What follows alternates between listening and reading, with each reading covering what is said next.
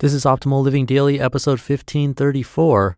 Write every day is bad advice. Hacking the Psychology of Big Projects by Cal Newport of calnewport.com. And I'm Justin Malik, your very own personal narrator today and every day.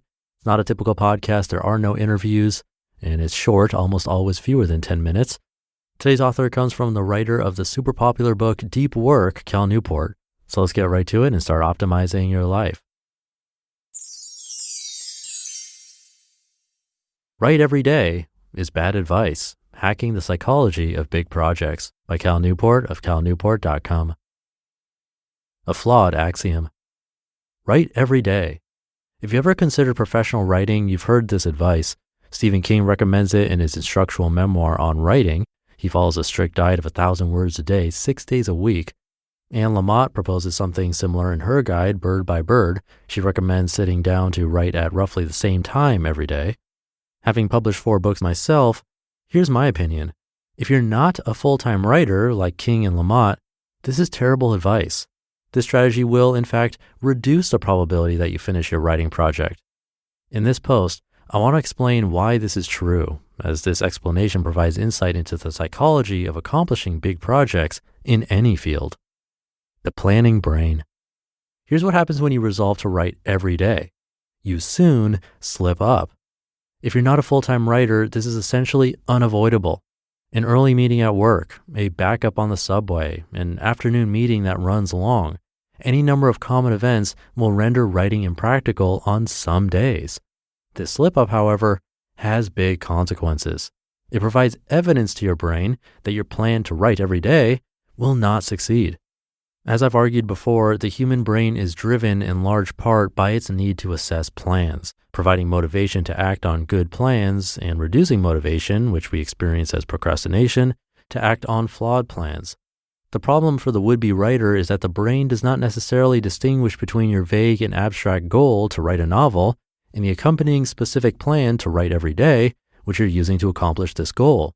When the specific plan fails, the resulting lack of motivation infects the general goal as well, and your writing project flounders. Freestyle writing.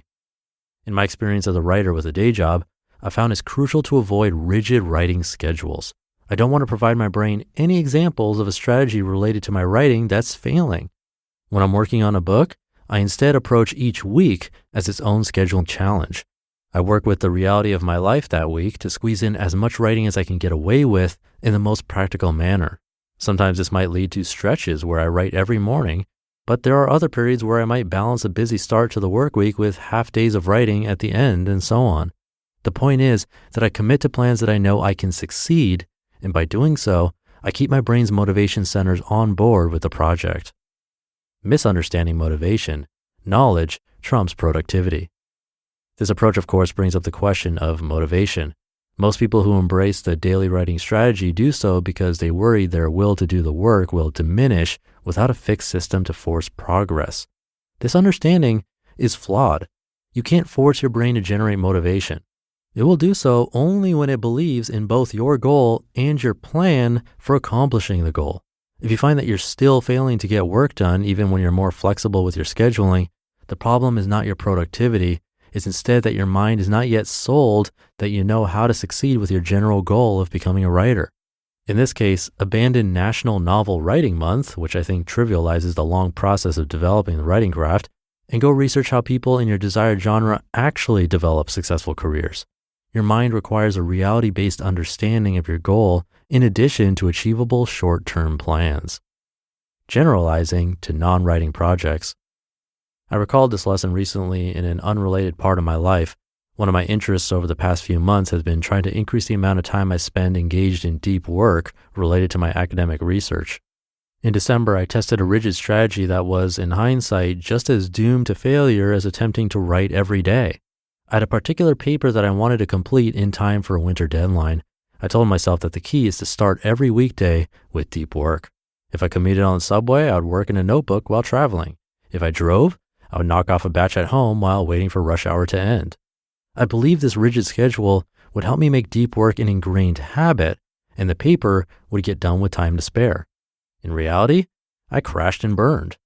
The first week, I successfully followed my plan 2 days out of 5, failing the other days for the types of unavoidable scheduling reasons I mentioned earlier, as well as the fact that writing in my notebook on the subway turns out to make me nauseous. After that week, my brain revoked any vestige of motivation for this effort, and my total amount of deep work plummeted. My solution to this freefall was to take a page from my writing life. I went from rigid to flexible planning.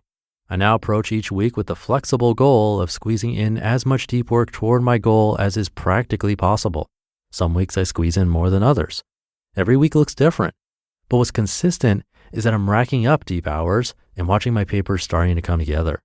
Because I'm confident that I know how to accomplish my goal and my efforts to do so are succeeding each week, my brain remains a supporter. Summary. Hard scheduling rules: write every day, work on research for 1 hour each morning, exercise 10 hours a week. Deployed in isolation will lead to procrastination as soon as you start to violate them, which you almost certainly will do. At this point, the bigger goal the rules support will suffer from this same motivation drop. To leverage the psychology of your brain, you need to instead choose clear goals that you clearly know how to accomplish, and then approach scheduling with flexibility. Be aggressive, but remain grounded in the reality of your schedule. If your mind thinks you have a good goal and sees your short-term plans are working, it will keep you motivated toward completion. You just listened to the post titled, "Write Every Day is Bad Advice: Hacking the Psychology of Big Projects" by Cal Newport of calnewport.com. Thank you to Cal. Again, he's the author of the super popular book, Deep Work, also So Good They Can't Ignore You. Like yesterday, this is one that hit home big time for me. I've always tried to stick to daily things like this podcast, for example, or exercise a little every day, learn a language a little every day. But the slip up is what always gets me, and it's easy to fall into the trap of, oh, I missed a day. I guess I can miss another day, or 5 or 10. Approaching scheduling with flexibility is so important because things happen in life, they will happen. So keep that in mind. I know I have to. But that'll do it for today. Thank you for listening and sticking around until the end. Have a great weekend if you're listening in real time, and I'll see you tomorrow as usual, where your optimal life awaits.